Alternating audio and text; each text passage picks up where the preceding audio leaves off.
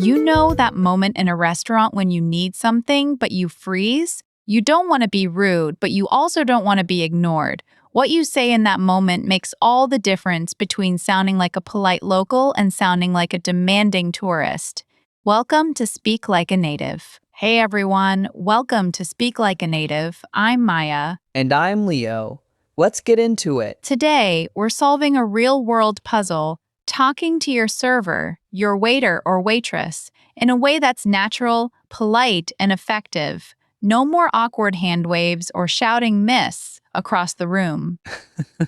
Okay, you've definitely seen me do the awkward hand wave. It feels so obvious. But what's wrong with just raising your hand? It's not wrong, Leo, but it's incomplete. It's like knocking on a door but not saying anything. In many English speaking cultures, especially in places like the US, Canada, or the UK, we pair that physical signal with a verbal one to sound polite.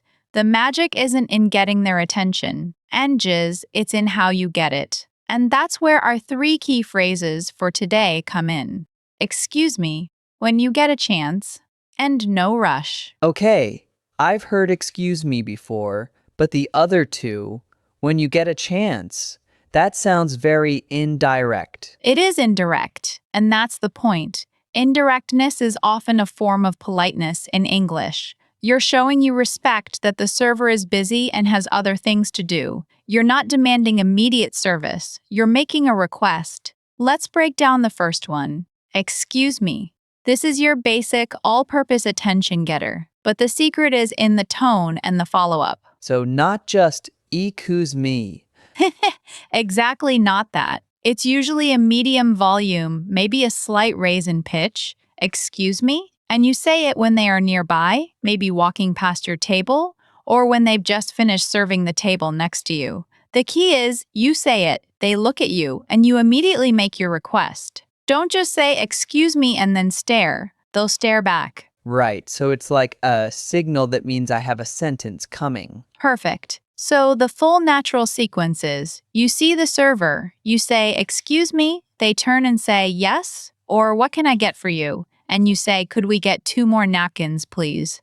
Or I was wondering if we could order dessert. The excuse me opens the door. Got it. So excuse me is for when they're close and you're ready to talk. What about when they're across the room and super busy? Do I just wait forever? Great question. This is where phrase number 2 shines. When you get a chance. This is the phrase I wish every English learner knew. It's a game changer. Imagine the server is at the computer, or carrying 3 hot plates to another table. You catch their eye from across the room. You give a small smile and maybe a tiny nod. They usually nod back. That's the universal sign for I see you, I'll be there in a minute. Now, when they do come over, instead of launching right into your request, you start with this. So you say it before you say what you want? Yes, it softens the entire request. It acknowledges their busyness. So they walk up and you say, hi, when you get a chance, could we get the check? Or hey, when you have a second, could I get a refill on my water? It transforms your request from a demand into a polite suggestion. It sounds considerate. That makes so much sense. It's like you're giving them permission to finish what they're doing. Exactly. And this leads us perfectly into our third phrase, which is often used right after the second one, no rush. This is the politeness booster. Let's say you use when you get a chance, and the server says, sure, I'll be right back with that. You can smile and say, thanks, no rush. This tells them you're not impatient, you're not tapping your watch, you're a chill, understanding customer. I love that. No rush. It's so simple, but it changes the whole feeling. It does. And here's a pro tip. You can even combine them. Excuse me, when you get a chance, could we have some more bread? No rush. That sequence is like the gold standard of polite restaurant requests. Okay, I'm feeling good about these. But I have to ask, what are the textbook phrases we should avoid? What sounds unnatural or even rude? I'm so glad you asked, because this is where most learners get tripped up. And in a few minutes, Leo, you're going to make the exact mistake 90% of learners make. Stay with us. But let's list them. First, just saying I want without any softer. I want more water. Compare that to could I get some more water, please? Or when you have a moment, I love some more water. I want sounds very direct and childlike. Noted. What about just saying water or check? Unless you're in a very, very loud and casual bar, that's going to come across as rude. It's a command, not a request. Another common one is calling waiter or waitress. Especially in the US, this is becoming less common and can sound a bit old-fashioned or impersonal. Excuse me is almost always better. And what about the snap? The finger snap? Leo, never ever snap your fingers at a server. In almost every culture, that is considered extremely disrespectful. It's like you're calling a dog. Please, let's all agree to never do that. Message received. No snapping. Now, let's set the scene. I want you to imagine you're in a nice but not super fancy restaurant. You finished your main course. Your plates are still on the table. You're ready for the dessert menu, and maybe you'd like some more coffee. The server is clearing plates at the table next to you. Show me what you do, Leo. Okay, so I see the server is right there. I wait for a tiny pause in what they're doing. Then I say, "Excuse me?" Good start. Nice tone. And then they look at me and say, "Yes?" And I say, "Can we have the dessert menu and also 2 more coffees, please?" Okay, that was perfectly fine and polite. You used can we have, please. That's good. But let's level it up to sound even more natural and considerate. Remember, they're in the middle of clearing plates. So when they say yes, you could add that softener. Try, "Hi, when you get a chance, could we see the dessert menu? And maybe 2 more coffees." Oh, right. When you get a chance. I forgot to use it because they were already right there. That's the classic mistake. We think when you get a chance is only for when they're far away. But it works anytime you're asking for something that isn't an emergency. It shows you see they're in the middle of a task. So your request becomes, I know you're busy, but here's my next request for whenever it fits. It's always appreciated. That is the mistake. I see it now. So even if they're at my table, if they're doing something else, I can still use it. Exactly. Now let's talk about why this matters beyond just being polite. This is the cultural context. In many languages and cultures, being direct is efficient and not considered rude. For example, a Spanish speaker might say quiero agua, want water, directly, and in that context, it's normal. A Chinese speaker might use a phrase that translates directly to give me, because the politeness is embedded in the tone, not the words. And an Arabic speaker might use a very respectful title when calling someone. So when we translate that directness into English, it can accidentally sound blunt or demanding. Precisely.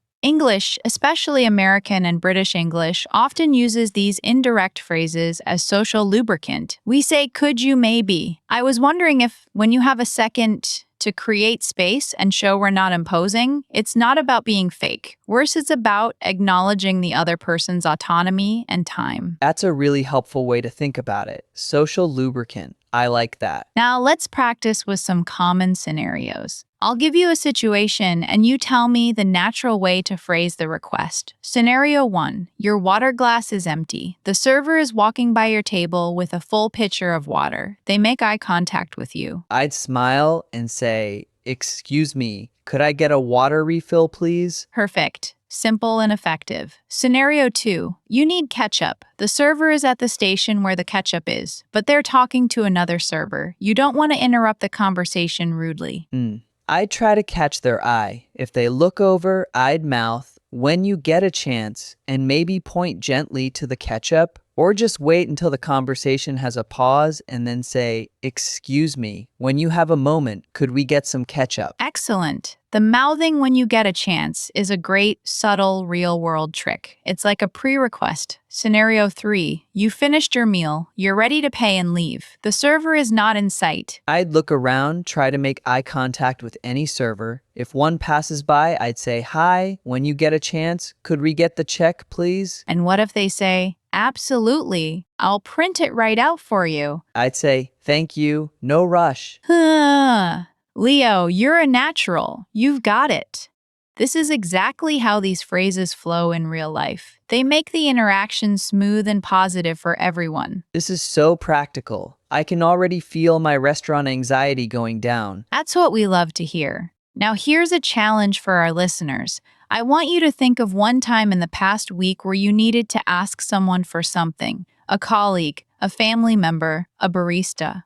How did you ask? Could you have used "when you get a chance" to make it sound more polite? Try rewriting that request in your mind right now. And if you're feeling brave, try using one of these 3 phrases today, even if it's just at home. Hey, when you get a chance, could you pass the salt? No rush. Perfect practice. And if you're finding this breakdown of tiny, powerful phrases helpful, imagine getting this every single day. That's what we do here at Speak Like a Native. We take apart the real English you hear but maybe don't feel confident using. So if you haven't already, hit that subscribe button and the bell. It's the best way to make sure you never miss a lesson that could transform a daily interaction from awkward to awesome. It really is. Every episode is like a little hack for sounding more like you belong. Now, let's do a quick recap before we go. Your 3 magic phrases for restaurants and many other situations. Number 1, excuse me, your polite attention getter. Say it, then make your request. Number 2, when you get a chance, or when you have a moment, your politeness softener. Use it to acknowledge the other person is busy. And number 3, no rush, your patience booster. Use it after making a request to sound super considerate. And remember, the big idea is to swap direct demands for indirect, polite requests. It's the social lubricant that makes conversations smoother. Exactly. So today's single, memorable takeaway: swap "I want" for "could I get." And often, start with "when you get a chance," instantly more natural. Thanks, Maya. This was incredibly useful. Thank you for practicing with us, Leo. And thank you to everyone listening. Remember, speaking like a native isn't about perfect grammar. It's about the tiny, thoughtful choices in how you communicate. Keep practicing, and we'll see you in the next episode. Bye, everyone.